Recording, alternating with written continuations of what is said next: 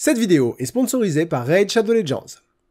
Vous écoutez Lire FM, la radio du livre et des intés.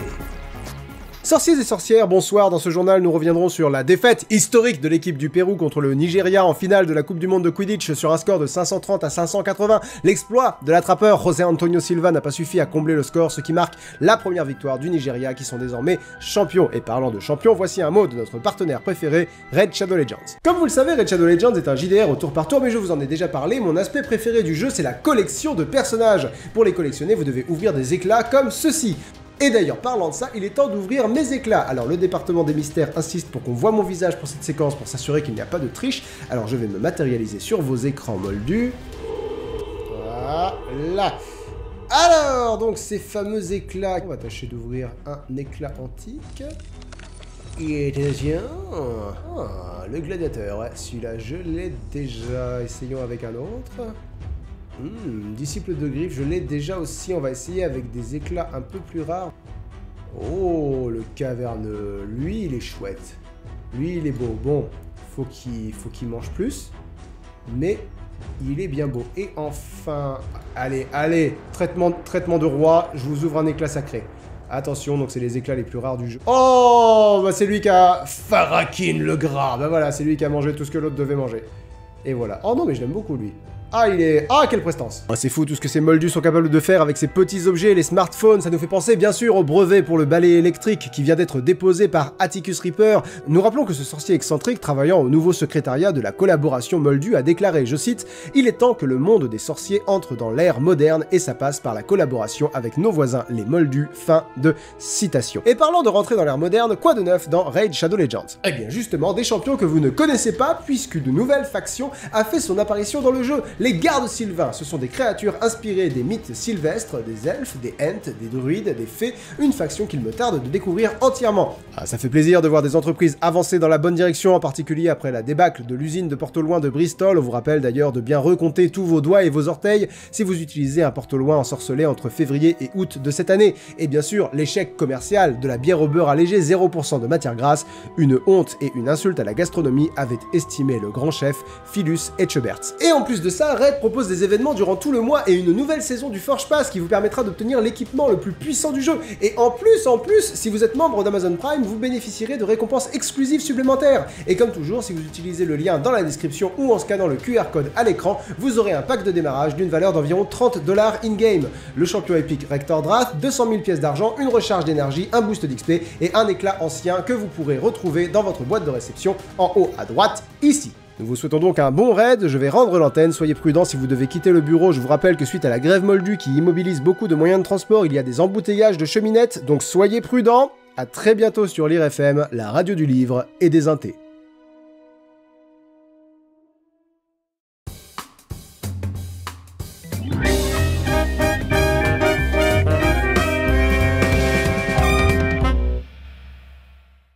Bonjour, je vous en prie, asseyez-vous. Merci monsieur. Alors, vous vous appelez... Joanne Kathleen Rowling? Oui, c'est moi. Vous, avec la barbe et tout, vous vous appelez Joanne Kathleen? Bah oui. Mais j'ai aucun problème avec ça. Non, non plus. Ah bah c'est formidable. Et donc, vous venez me parler de votre livre... Harry Potter et la pierre de l'ensorceleur. Très bien. Et donc, de quoi ça parle, votre truc? Eh bien, c'est l'histoire de Harry Potter... Qu'est-ce qui se passe? J'ai déjà entendu ce nom quelque part. Oui, c'est dans le titre. C'est ça! C'est ça, pardon, je vous ai interrompu. Donc, oui. Harry Potter est un jeune garçon de bientôt 12 ans qui vit chez son oncle et sa tante, les infâmes Vernon et Pétunia Dursley. Je vois, un peu comme Spider-Man. Oui, alors un tout petit peu si on veut. Et du coup, quelqu'un va tuer l'oncle Vernon et il va devenir un super-héros. Non, personne ne va tuer l'oncle Vernon. Ah, comment il va devenir un super-héros alors? Eh bien, il va recevoir une lettre d'admission à Poudlard, l'école de sorcellerie. Poudlard? Oui, Poudlard. Comme genre une tranche de bacon qui aurait des parasites dans ses poils? Non, pas Poudlard. Poudlard, c'est un seul mot, c'est un nom propre. Ah non, Poudlard c'est pas un nom propre, non, c'est un nom dégueulasse. Eh bien, en l'occurrence, c'est le nom d'une école de sorcellerie. D'accord, parce que c'est un sorcier, Harry. C'est bien ça. Mais comme son oncle et sa tante ne veulent pas qu'Harry rejoigne cette école, parce qu'ils se méfient de tout ce qui est bizarre, ils refusent qu'il lise cette lettre. Et donc l'école envoie le demi-géant Hagrid pour remettre à Harry sa lettre en main propre. Hagrid? Mon Dieu, mais qu'est-il arrivé au prénom de ce pauvre homme? Hagrid emmène donc Harry faire ses courses de rentrée au chemin de traverse. Ils achètent une chouette, des livres, une baguette magique. Oui, un compas, une flûte à bec, les essentiels. Ça fait des années que la flûte à bec est plus au programme du collège, hein, par contre. Ah, on est en 1996, je vous rappelle. Ah oui, très juste. Mon mauvais. Et la prochaine fois que vous me rappelez mon âge, je vais me rouler en boule dans un coin de la pièce et pleurer.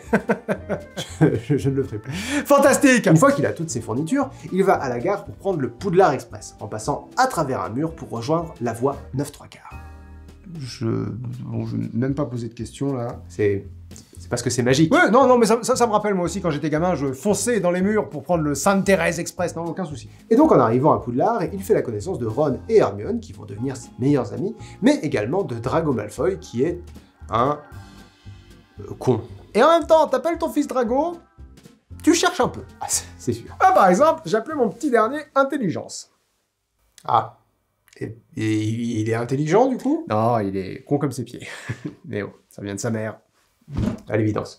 Et donc, arrivé à Poudlard, il apprend comment fonctionne l'école.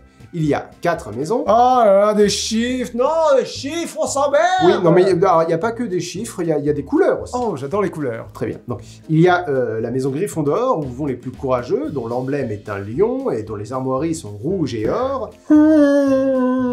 Bon, les gentils vont dans la maison rouge, les connards vont dans la verte, les intellos vont dans la bleue, et les autres vont dans la jaune. Ok, donc Harry va dans la maison rouge. C'est ça. Ah, vous voyez, je comprends vite. Donc là, il faut que je vous parle du personnel de Poudlard, parce qu'ils vont tous jouer un rôle déterminant dans l'histoire. Je vous en prie, faites, j'ai une excellente mémoire des noms, Janine. Johan. Johan, bien sûr, Johan. Alors parmi les plus importants, il y a le professeur Rogue, le directeur de la maison Serpentard. Quoi? Ah oui, les connards. Le connard en chef, d'accord, c'est le méchant, ok. Il y a Albus Perceval Wilfrid Brian Dumbledore, le directeur de l'école. Oh non, oh il s'appelle pas comme ça. Non, oh, il s'appelle Didier Martin et il va pas faire chier. Ouais. Il y a le professeur Quirrell, qui enseigne les défenses contre les forces du mal, qui porte un turban et qui bégaye. C'est bizarrement spécifique, mais d'accord. Il y a le professeur McGonagall, qui enseigne les métamorphoses et qui est la chef des gentils. Je vous suis. Il découvre également le Quidditch. Ah, une petite approche de la gastronomie des sorciers. C'est important. Non, le Quidditch est un sport. Ah, un esprit sain dans un corps sain, encore mieux. Un sport qui se joue sur des balais volants. Ah bah, un esprit sain dans un corps sain dans une maison proprette. De mieux en mieux. Non, le balai est un moyen de transport.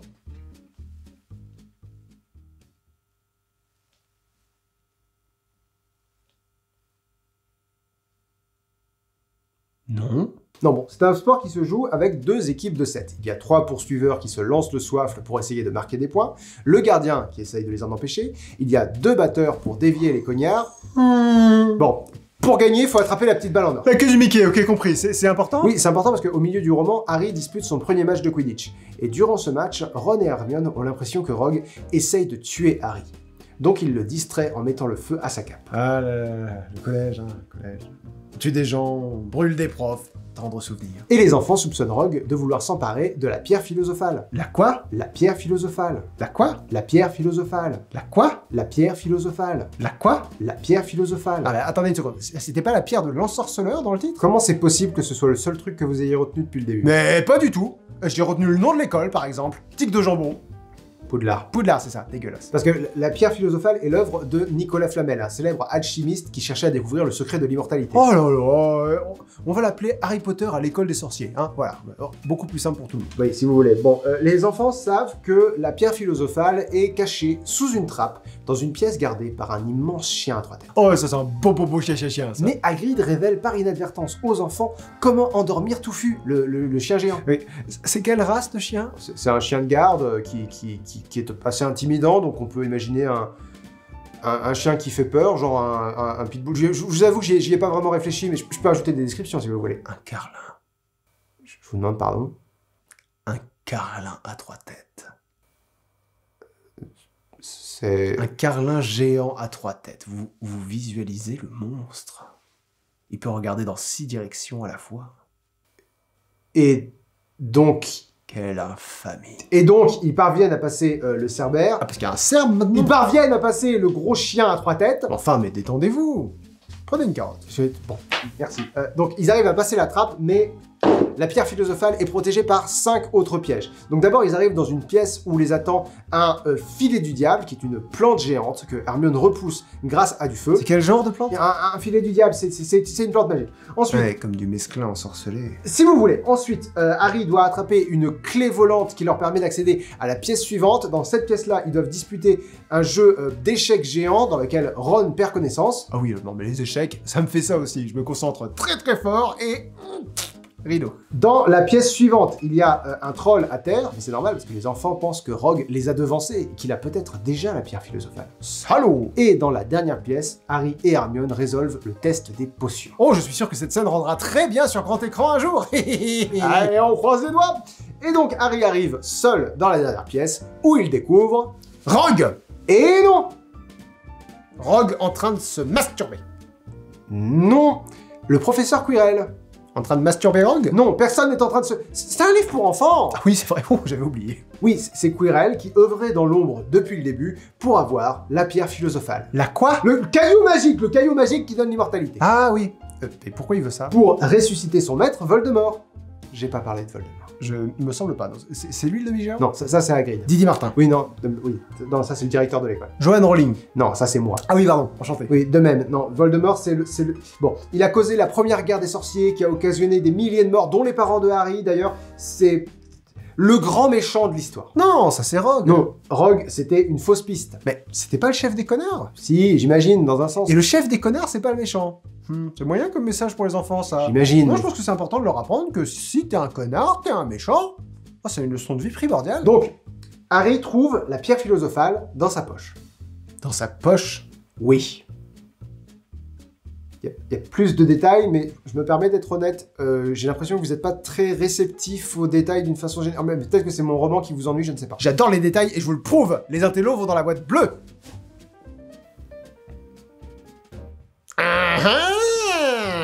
Bon, eh bien, il y a un miroir magique dans lequel Dumbledore a caché la pierre philosophale, et pour pouvoir la trouver, il faut vouloir la trouver, mais pas l'utiliser.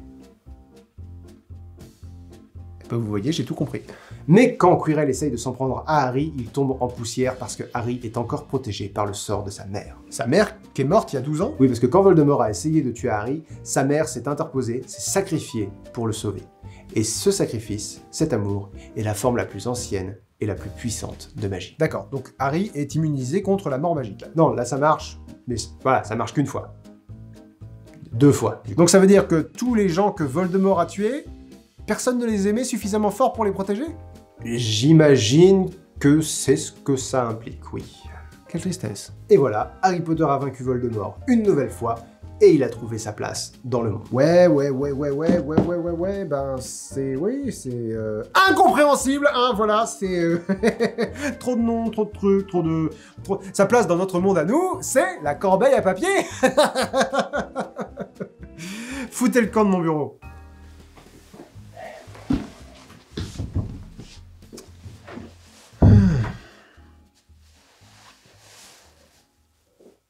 Ouais, c'est moi, ouais. Ouais, mon rendez-vous vient de se terminer. Une Ginette Rouline avec son livre, c'est Johnny Walker et le caillou magique. Ça parle même pas de whisky. Bon, bah, je peux essayer. Donc, c'est Johnny qui va dans une école qui s'appelle Bacon, qui a 4 couleurs. Le ballet, c'est du sport. Et à la fin, personne n'a une mère qui l'aime suffisamment. Ah oui, non, j'ai rien compris. Non. Mais c'est très sombre. Ah oui, non, mais c'est sûr, ça marchera jamais. 26 ans plus tard! Merci à tous d'avoir regardé cette vidéo, mettez un pouce bleu et abonnez-vous si elle vous a plu. Vous pouvez retrouver le premier tome de la saga Phénomène Harry Potter, saga littéraire la plus vendue de l'histoire, qui a donné l'une des 5 sagas cinématographiques les plus rentables de tous les temps, dans une librairie près de chez vous, en utilisant le lien dans la description. Quant à moi, je vous souhaite une très bonne fin de journée, et à la prochaine. Ciao!